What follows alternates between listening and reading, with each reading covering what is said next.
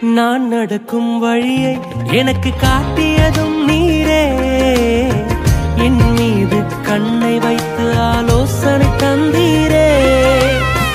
நான் நடக்கும் வழியை எனக்கு காட்டியதும் நீரே, என் மீது கண்ணை வைத்து ஆலோசனை தந்தீரே.